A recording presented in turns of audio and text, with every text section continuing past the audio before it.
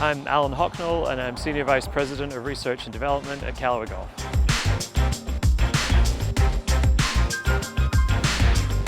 So modern conventional thinking about a forgiving driver is to have a relatively large body that has large MOI and a rearward center of gravity deep from the face. That's okay, and some drivers have been successful like that, such as our Rogue driver, but they come with an inherent penalty in that you are towing more air through the downswing. That drag slows the head down and takes away head speed that you could convert into ball speed at impact. So we wanted to sort of break away from that paradigm. The question was, could we provide all the forgiveness that a large-headed driver, and maybe more, provides without that penalty? And the answer was yes, if we took our unique artificial intelligence design tools and applied them to the design of the driver itself.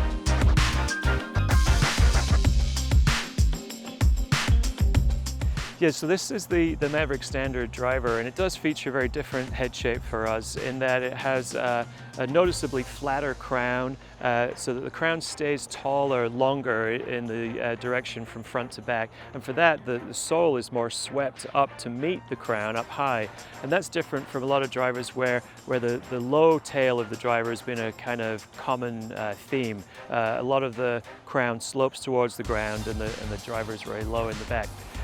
We've been able to do this because we've wanted to do this head shape for a while. We know that this is an aerodynamically more efficient shape, so you will get more head speed on arrival at the ball than you otherwise would for the same effort applied. But up until now, we haven't really been able to use this shape because we hadn't been able to put the other parts of the driver together to produce the distance and the forgiveness that we want while still getting this head speed and therefore ball speed. For the first time using our AI techniques, we've been able to achieve using the face some of the things that you would otherwise have had to achieve using mass properties, which would have stretched the head shape down towards the ground. But we've been able to break that constraint, if you like, using our AI tools to allow us to use this faster head shape. And the combination of the two gives us greater total performance than we've ever had.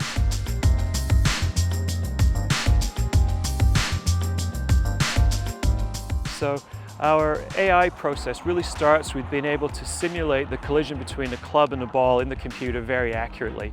But now we want to do that thousands of times using the results of each one of those trials to teach the computer something about the performance of the face. And from that, it can discover patterns where it's essentially learning how to design driver faces.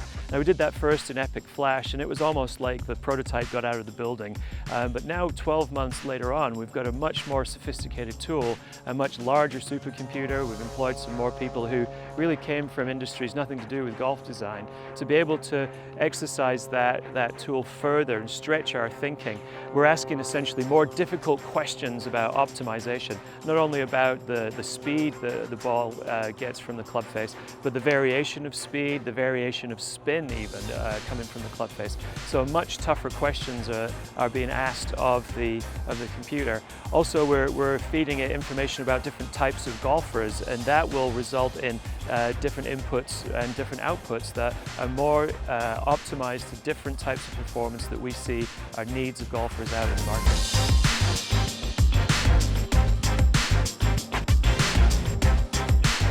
One of the more interesting things coming out of our research using AI is that the designs are unconventional to us. You know, we went to engineering school, and some of the things that it is able to understand about the complexities of the driver, like this one with a titanium body, carbon crown, jailbreak, and a very advanced face, those relationships between the different parts are very complicated, and it produces designs that are very challenging for us to even manufacture. So we've had to upgrade not only our design thinking, but our manufacturing capability, our measurement capability, and our testing capability to understand all of these new opportunities that are before us using the AI design tools.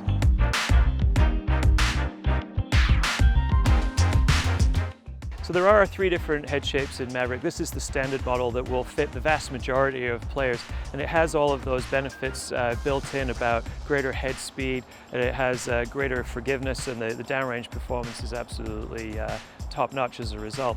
The Sub-Zero model really prioritizes lower center of gravity for people who need to take spin out of their driver shots.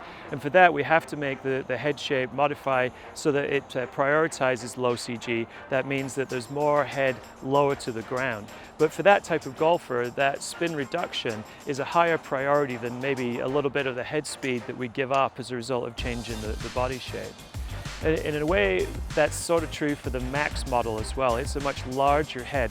That golfer, the priorities there are to iron out fades and very large fades that become slices in one sense, or to produce more launch angle in another sense, or to give a larger face area because those golfers use those things. So the priorities for those golfers are not necessarily about an extra mile per hour or so of head speed aerodynamically either. They're more about launching the ball more accurately and straighter. So looking at the needs of different types of golfers, we've allowed ourselves to have different head shapes, and then the AI tools adapt differently to those head shapes in order to optimize the performance for each type of golfer.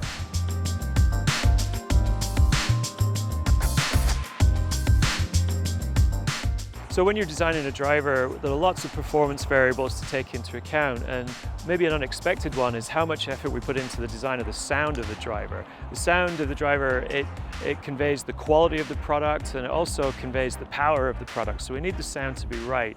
And in certain designs we've made, we get some feedback that maybe the sound lasts too long, or there's certain parts of the sound that are undesirable.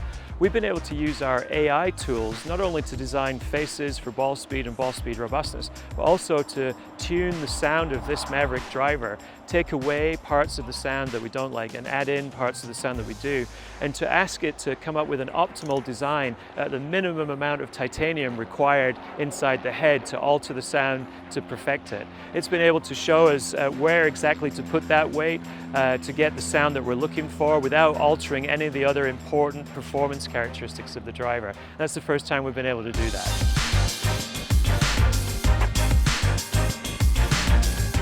The Mavrik range really has 3 drivers, and we would recommend that people get fitted.